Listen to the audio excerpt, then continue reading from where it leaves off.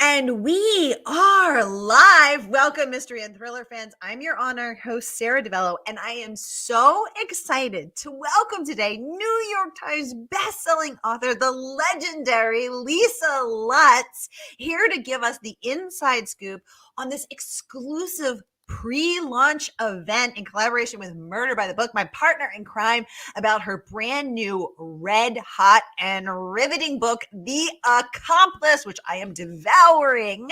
I can't wait to get into it. Lisa, welcome to Mystery and Thriller Mavens. Tell us about The Accomplice. Well, first, thanks for having me. It's very nice to be here. Okay. Oh, here, I brought a prop. Here's The Accomplice.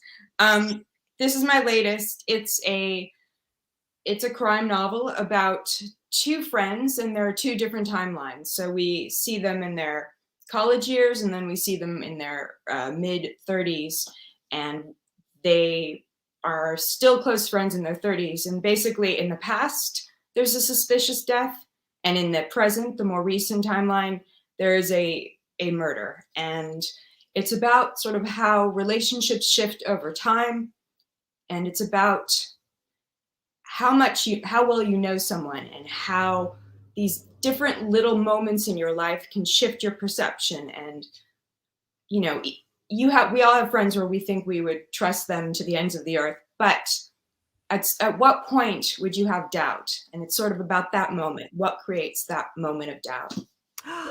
Ooh, I love that. And I am loving this book. And I have so many questions for you, Lisa. And I can't wait to get into every single bit of it because I've been a fan of your work since The Passenger. So lots of questions brewing, and the audience has lots of questions too. So I just want to welcome everyone who is watching on Facebook, watching on YouTube, Murder by the Books channels, my channels, and our private Facebook group, Mystery and Thriller Mavens, on Bitchy Bookworms, the best book group on the internet. Wherever you're watching from, you're in the right place. This is the right time. And this is your chance to ask this incredibly well-respected, incredibly successful author anything you want. Let's get into it. Darla is saying good afternoon. Darla, welcome to the conversation. Thank you so much for joining us. Always a pleasure to have you. Leisha Haney, good to see you, girl. She says, hi, Sara and Lisa. Hi, Leisha. Great to have you. This is very surreal. I've never done this before. And Lisa Joy says, hi, Sara and Lisa. I am so excited for this. And Nisa, welcome to the conversation. Always a pleasure to have you. So Anissa does a ton with friends in fiction. She does Instagram Lives with Jenna Bush Hagar. She's a big deal. Anissa, welcome. Thanks so much for coming to hear us today. Leisha says, congratulations, Lisa. Your book sounds very intriguing. Leisha, it is extremely intriguing. So let's start to get into this. We have a mysterious, which is on brand for us, a person joining us, a Facebook user, saying hello. I had no idea this was happening. This is awesome. Hey, it's meant to be. Welcome to the conversation. And I like your mysterious anonymous persona here. Okay, so Lisa, this book is racking up incredible praise that you have earned. Congratulations.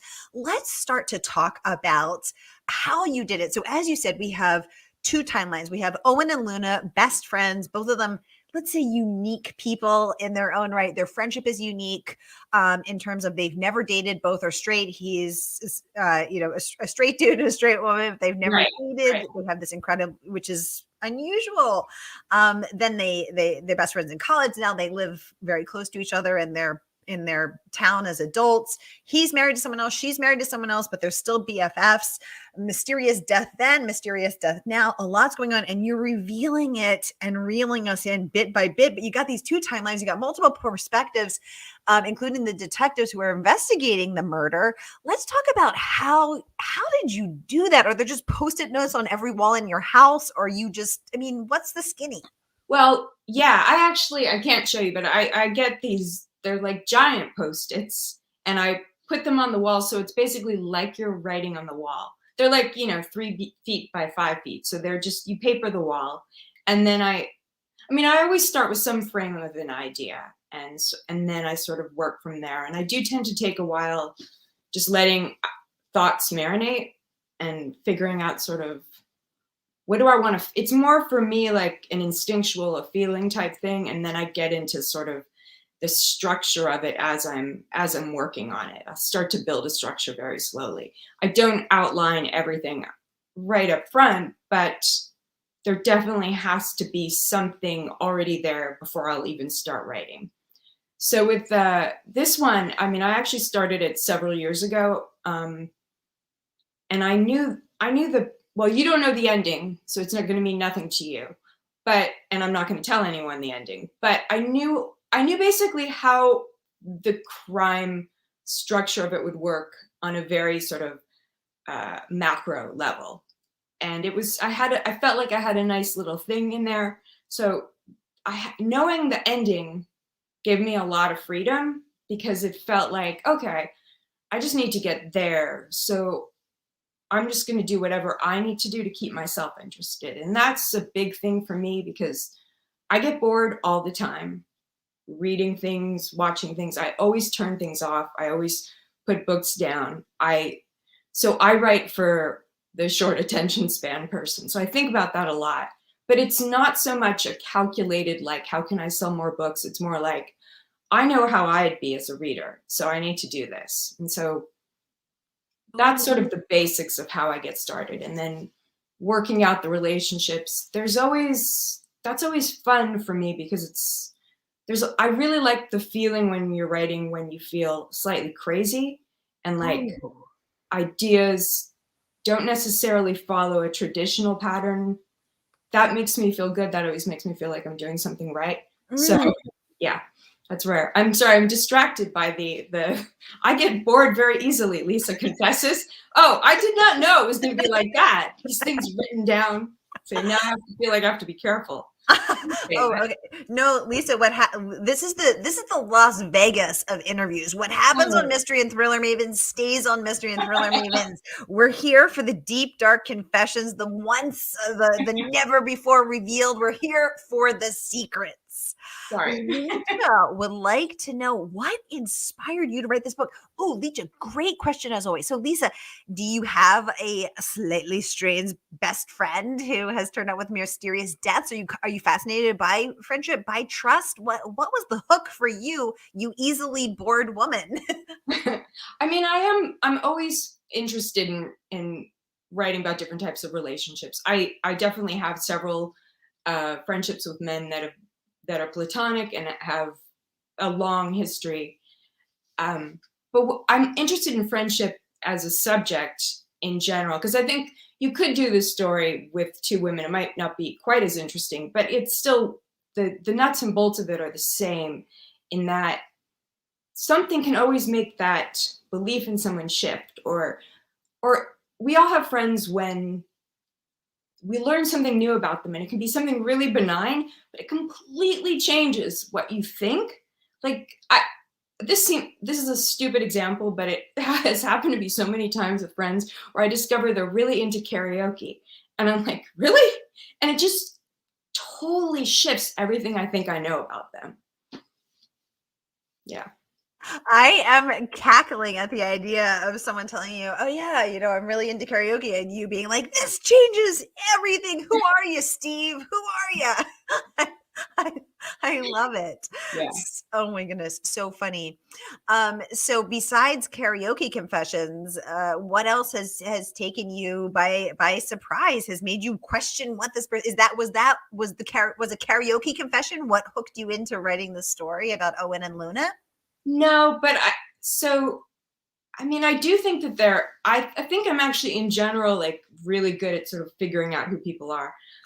And the only example I can say that where I really felt blindsided, I really can't tell you because it's too bizarre and kind of gross, and it's private.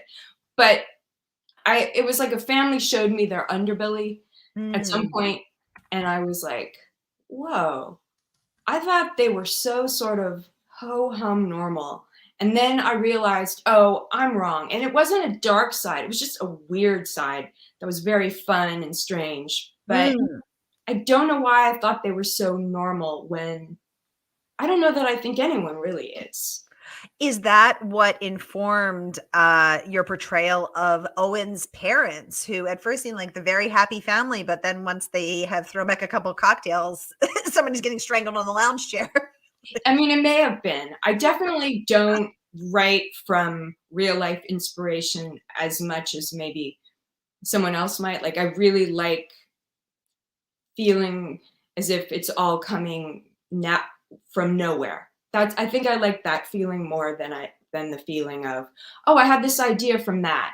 Because if you get an idea from something tangible, you might stick to it too much. Whereas if you don't think if you think the idea just is an idea, like I would rather write like pretending I'm playing a choose your own adventure, like, oh, that looks more fun, that kind of thing. Yeah. Very cool. Leisha says, thank you so much for answering my question. She'd also like to know, did you have the title before or after you wrote the book? So The Accomplice, give us the story of the title. So I didn't. With my last book, The Swallows, there was a very lengthy discussion about the title, and it did take a while for me to be wed to that title, but once I wasn't backing down, and I was really adamant about that. But I am the sort of person where I only fight battles I really believe in. So I didn't have another title, and so I wasn't going to fight for, I think I was calling it Owen and Luna, and I knew it was probably not going to be that. So I didn't fight for it. And then at some point, my friend Dave, who he reads all of my books and does he copy edits and gives me notes, and he's read everything. He just offhandedly said, "Oh, you could use The Accomplice as a title." And then I sent it to my editor and my agent and everyone, and they loved it immediately. And then there was no more discussion. Oh, that's so cool. So Dave just is casually, over his He's sandwich. really good at that kind of thing. He's really good at that kind of thing. Yeah. I love that. Lisa, let's go back to the giant Post-its on your walls, because I'm intrigued by that. I'm a giant Post-it fan myself. And this idea of, you have of the generation of the idea and then how that turns up, because Attica Locke, author of The Bluebird. Yeah, she's amazing. She's called this book masterfully plotted. She said The Accomplice is both a keep you guessing mystery and a keenly and tenderly observed character study. So I love everything about that. But especially I was intrigued by the masterfully plotted. So what is the secret of a masterful plotter, like you have pulled off on this book, like you have masterfully done? Tell us, I mean, how long does it take you? Do you drill down to the teeny tiny, like Jeffrey Deaver was on the show? He spends 6 to 9 months and 180 pages outlining. I mean, what's your process like? No. I would never do that.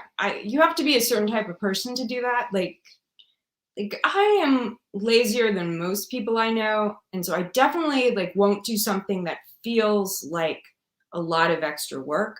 I understand he probably has a really good argument for that, but that feels such like work, because I think a lot of writers, what they like the most is the writing of the actual, whatever it is. It's not the outlining. I mean, Deaver may really love outlining, but he's also doing it for a very specific reason. Yes. And I'm not doing it because it takes the sort of spontaneity and fun out of writing for me, but also because I'm lazy and it feels like work. It feels like bad work. And I say that knowing that writing any kind of thing is a pretty good job.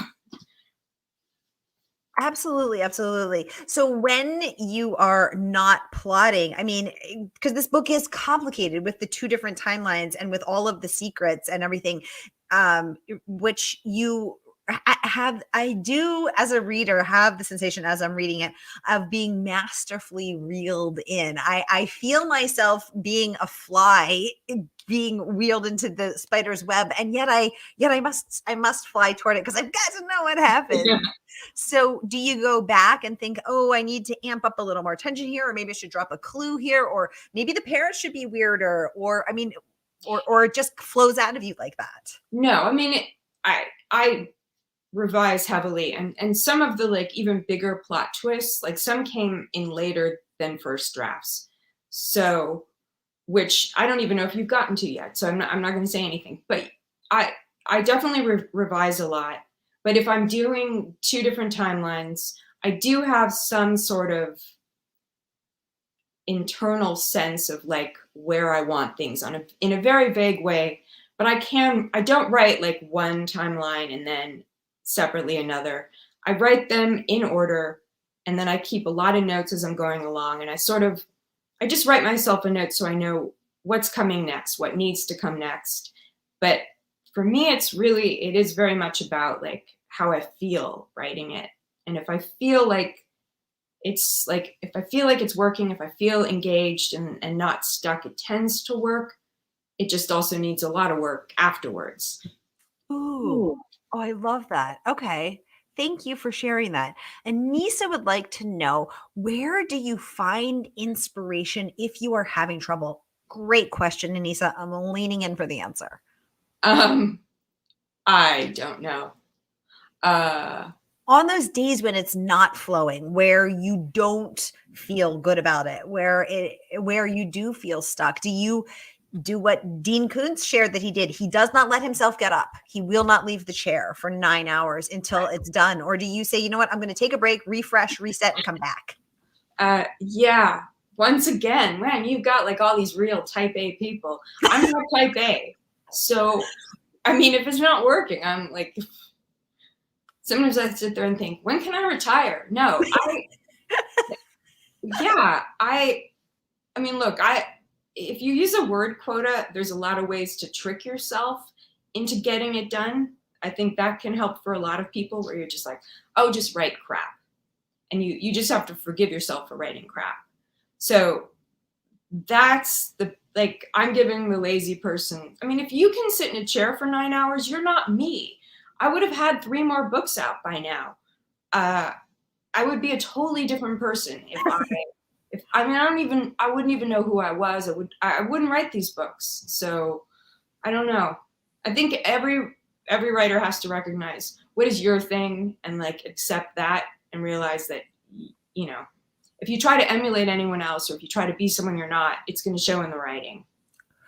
Ooh, I love that, because you have a very signature, very Lisa Lutz style, where it's that same, you are being drawn inexorably into a web. You know some shit's about to go down, but you've got to know what it is. Everybody's got something to hide. And I liked also that Attica Locke said that it was also a keenly and tenderly observed character study, because the way that you speak of, I'm saying like they're real, the way that you have created Owen and Luna is with empathy and compassion and care and, yes, tenderness, even though they are both, as we all are, imperfect, highly imperfect people. I mean, that is actually a tricky thing when you're trying to leave the window open so that people have doubt on all the characters. But I do think it's a bad idea to write a character that you, at least the writer, they need to be fully fleshed out, which means that even if they're not necessarily a good person, you have to care about them. You have to you have to understand every sort of step of who they are. So that was actually one of the trickiest parts, like creating the doubt, but still fleshing them out and making them sort of matter. Oh, I love that. You have to care about these people. Yeah, I love this. Margaret Pinard, welcome to the conversation. Thank you for joining us from the Pacific Northwest. Great to have you here, joining us from Portland, Oregon. And she's saying, forgive yourself for writing crap. Amen, Lisa. Yes. Can we all forgive ourselves for writing crap? Thank you. Oh, yeah. Alicia would like to know, so many writers, Lisa, say that their characters talk to them. Do your characters talk to you? And if they do, have you had to change something in your story because of it? I love this question. They don't talk to me. I think there's probably meds for that. But I will say that there's something where, as you are writing your character and you get to know them better as you would a real person, you start to realize that things you might have had them do, you can't let them do. And I found that happening. I mean, my ending, like one part of the ending changed because of how I wrote the characters, and I realized, oh, I can't do what I thought I was going to do. Ooh. It didn't change the structure of the crime story, but it changed the sort of emotional ending.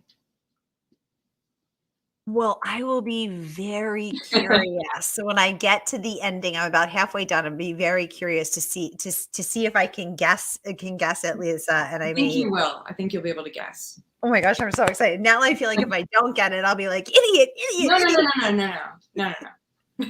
Oh my gosh. So Lisa, The Accomplice has been named one of the most anticipated books of 2022 by both Pop Sugar and Crime Reads. Congratulations on that. Thank you. When you got the word, what did that feel like? Were you like, oh yes, my work is being received with the intention that I sent it out with? Or were you like, holy crap, it's working? I mean, I definitely had a lot of, with this book, I think it's been better received than I expected. I was just like, I felt like I was writing a book that was just for me.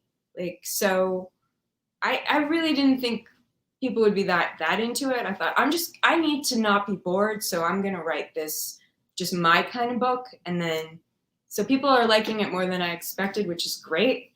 But yeah. Why do you think that it was unexpected? Was it just a feeling that you had, or something about the characters and their quirkiness, or the story itself, or you just always feel, as we all do, like, oh God, I hope that somebody likes this story. I hope it works. I mean, I think that you go through phases, like ever since I quit writing the Spellman books, you know, it's not like people like get that. I mean, some people really like my books. Some people are annoyed that I'm not writing a Spellman book. And then some people are sort of a little bit alarmed by the way I use humor in a more traditional crime novel. So I don't, you know, it's like a lot of people tend to not, you know, I have people who love it, but I have a lot of people who don't. And so I've stopped sort of having any, like, I just stopped thinking about that stuff. It just doesn't help you, and there's no way to predict. But I think for me, it's better to just predict people to go, meh, than to expect people to really be into something and then be disappointed.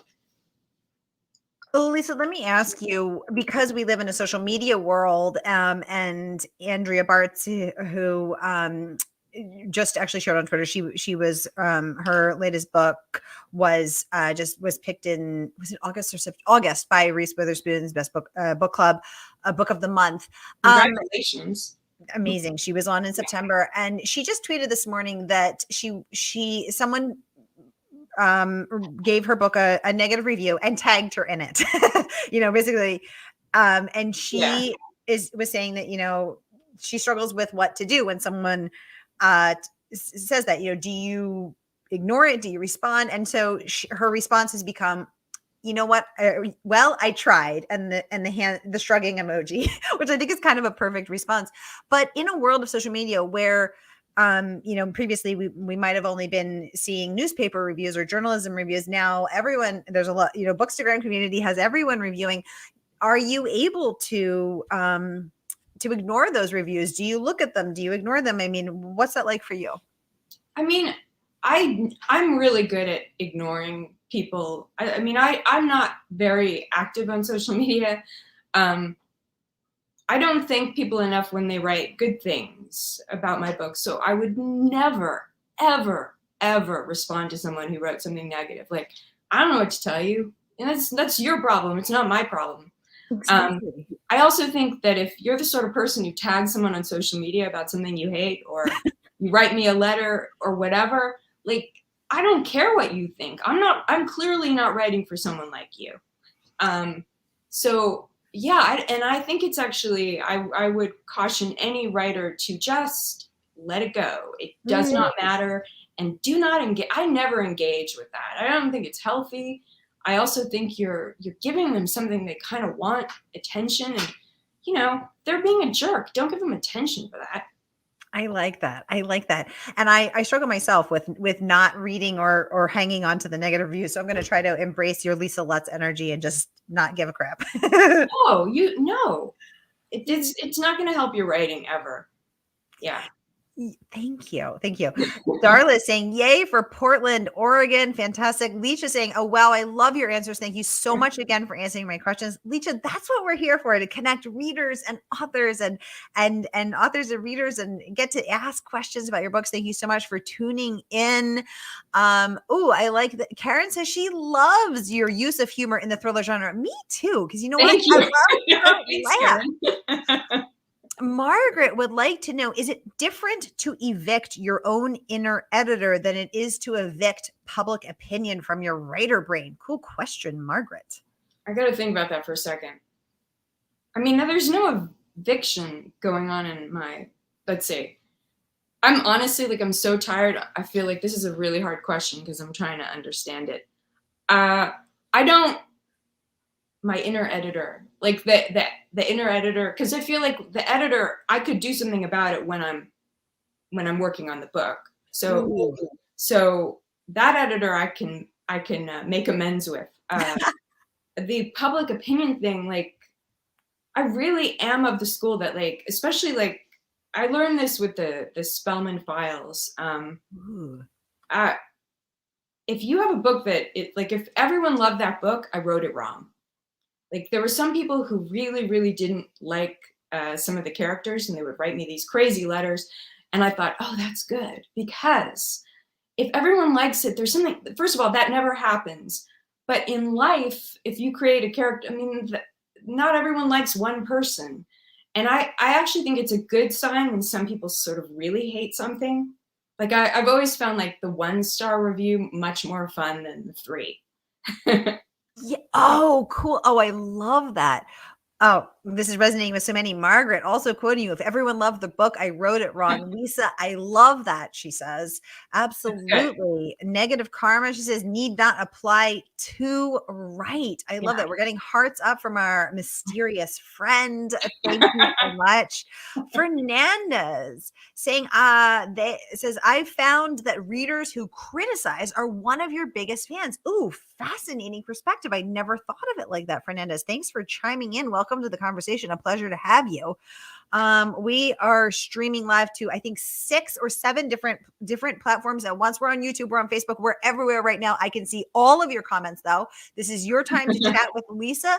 So, the incredible New York Times best-selling Lisa Lutz. So, any questions you have, get them going. We have a few minutes left, so just get them going in the comments. Ooh, and Nisa said, if you do not like a book, forget that you read it, and especially don't tag the author. Exactly. And Nisa, it's so fascinating why people feel the need to, you know, whatever happened to that old adage of, you don't have something nice to say, just don't say something. You don't, it's something about social media has emboldened everyone to feel that their opinion is, I think they're forgetting that it's social media and they're not just having a conversation with, like, someone they know. Because, like, I talk crap all the time about, like, oh, did you read oh my God, it was awful, or anything. That's fine if the person doesn't hear it. But to, like, someone you don't know, I mean, I also think there's, like, this certain bravado involved in, and not a good bravado involved in, thinking that I would care. Like, that's the part that weirds me out more than anything. Like, why you think I care? Yeah.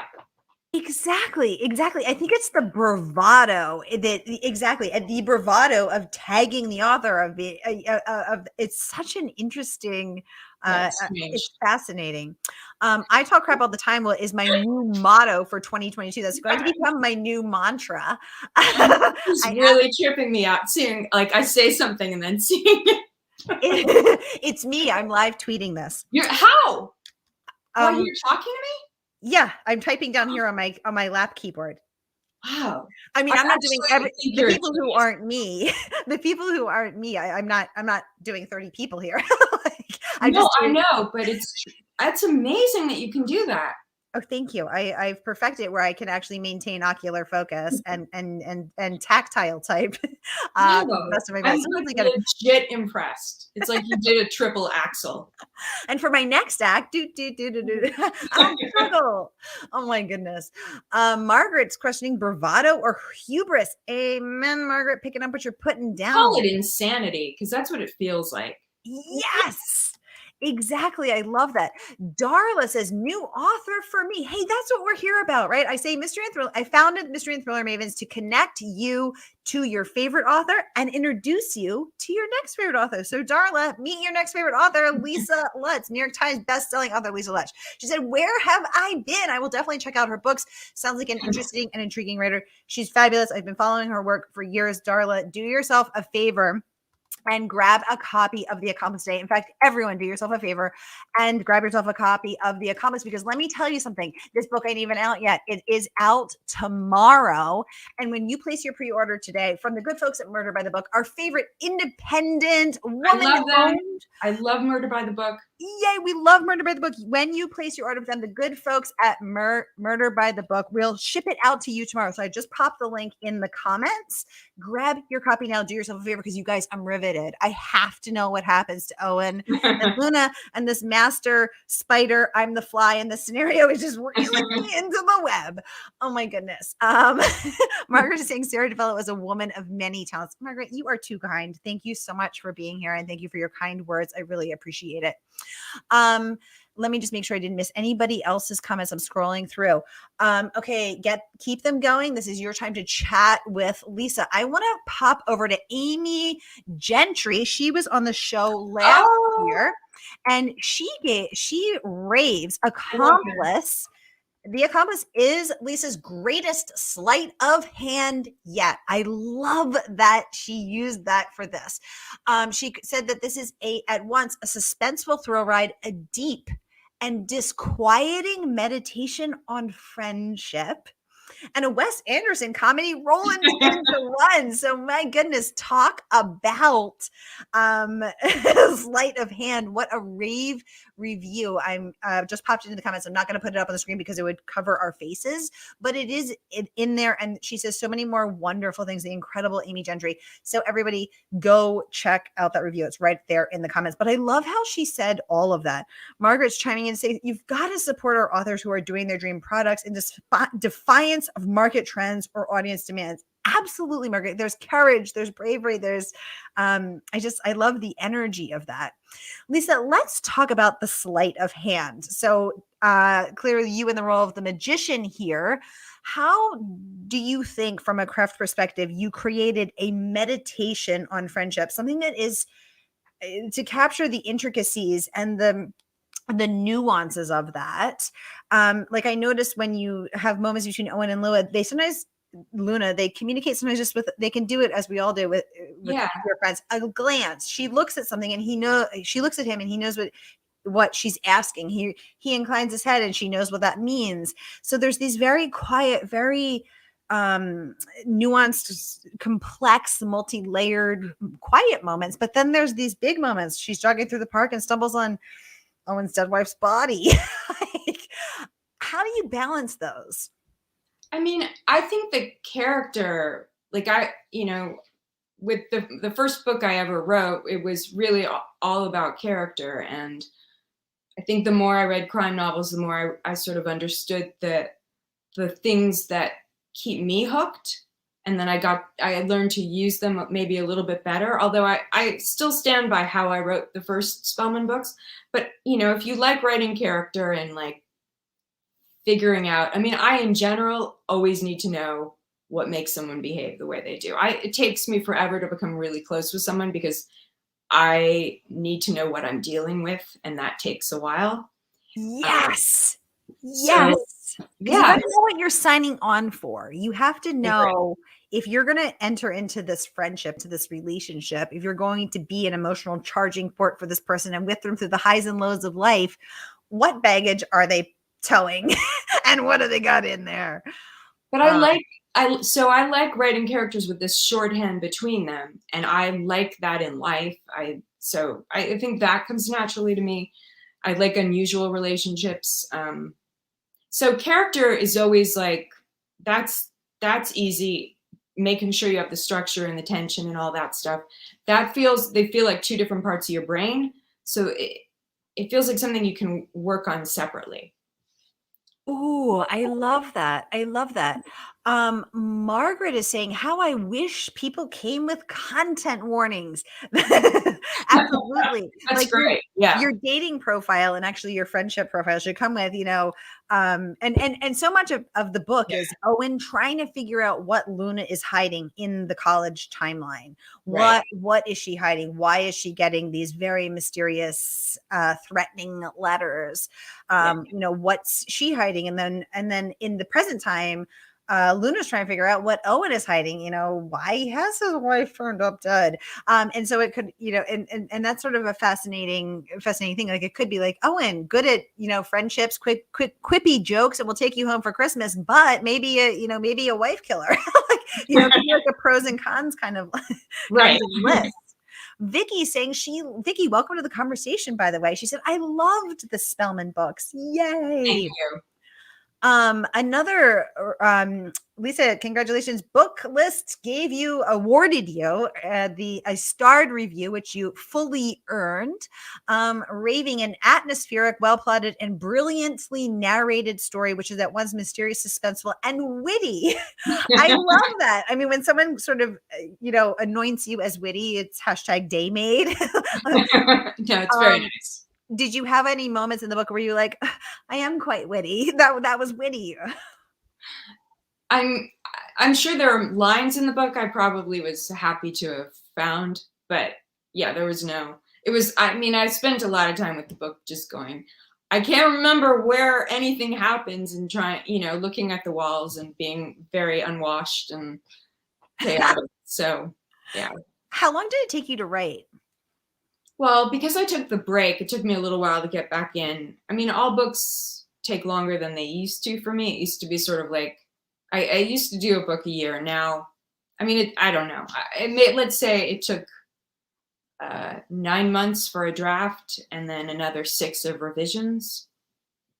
When you said that's accurate. When you sent it off to your editor, did they come back with anything that surprised you? You disagreed with, you had to negotiate?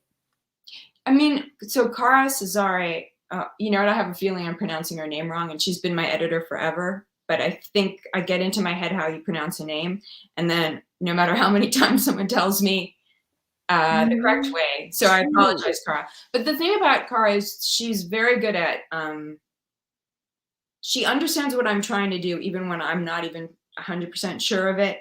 So she doesn't try to put what I'm doing into some sort of mold that already exists. She sort of she gives me the freedom to let things be humorous in weird moments, even if we're dealing with a serious subject. She understands that that's how I look at life, and that's how I think.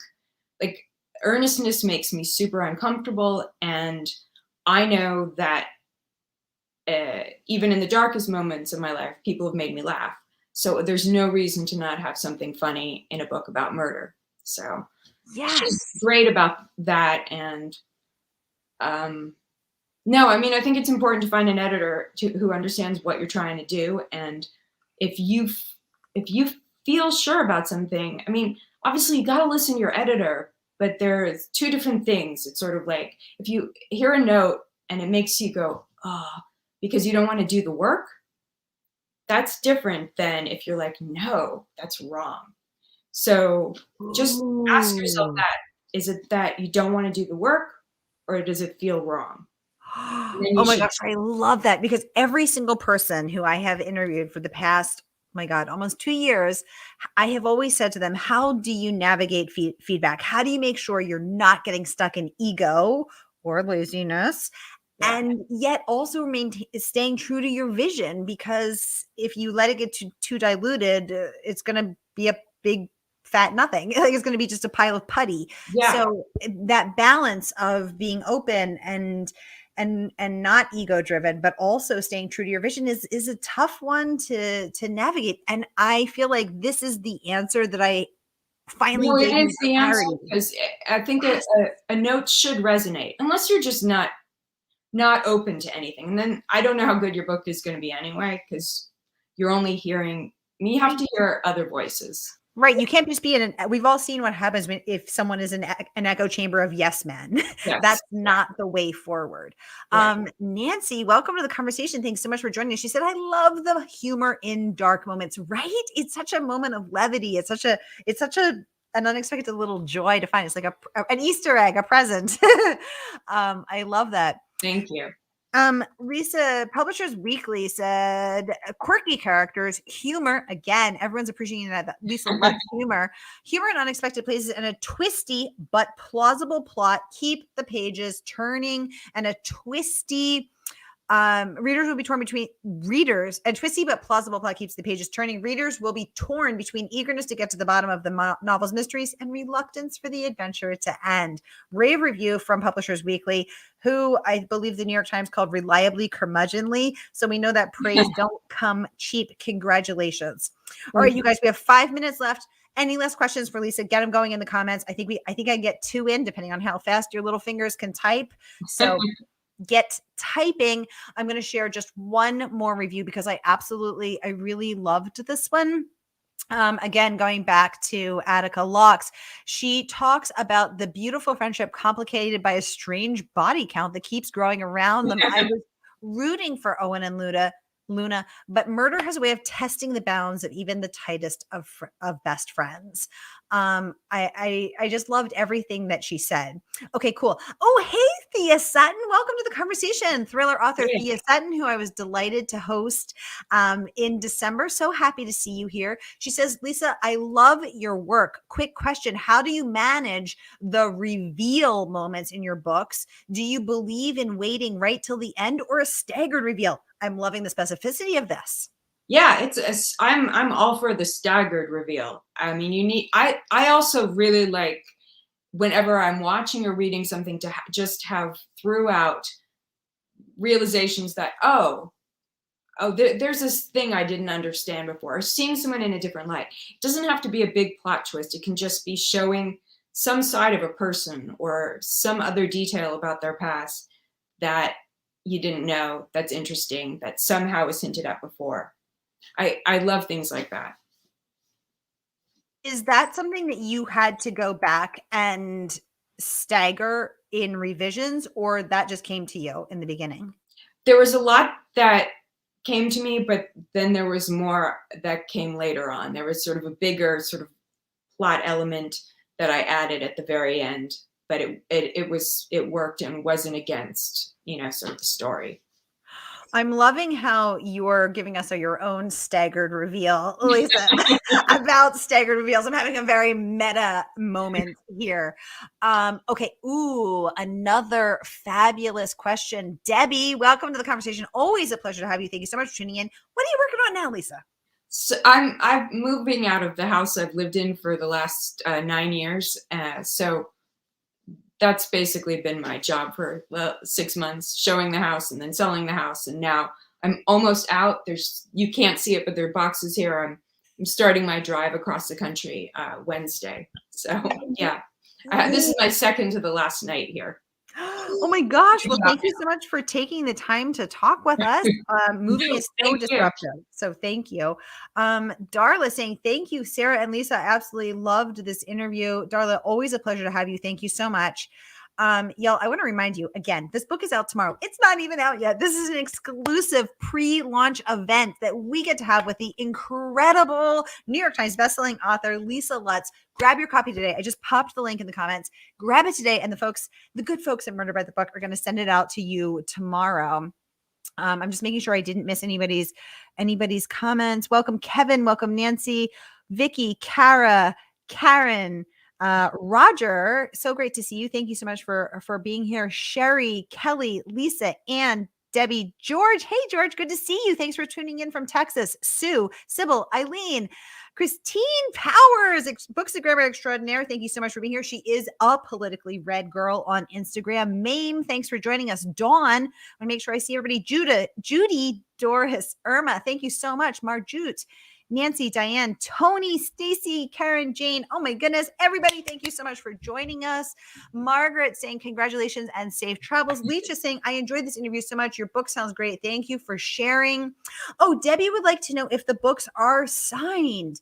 You know what? Let me check on that, Debbie. Lisa, do you know if the books at Murder by the Book are signed? No, they're not. I'm sorry. You know what? How about this? I have some very special. So I have found that book plates are a thing of the past because I'm an old fashioned girl. So I got a DIY kit and I am making my own book plates. So you know what? I will do a giveaway and I will send Lisa some book plates to sign and then maybe she'll sign them for us. I will, absolutely. Yay. Okay. So Debbie, buy your copy through Murder by the Book and then DM me your receipt on Instagram, Twitter, Facebook, TikTok. I do it all. Don't do TikTok. I'm rarely there.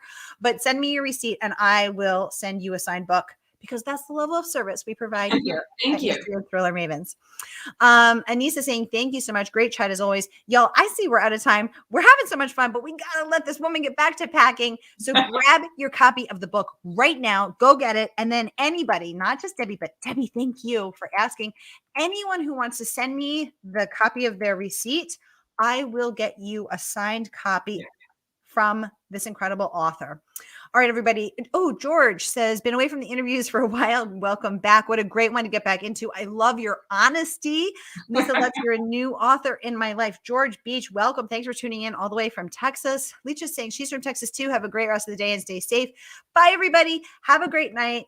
And I will see you back at 7 and 8 p.m. Eastern, 6 and 7 Central. And I will have the next two authors, Jacqueline Machard and Heather Goodinkov. See you then.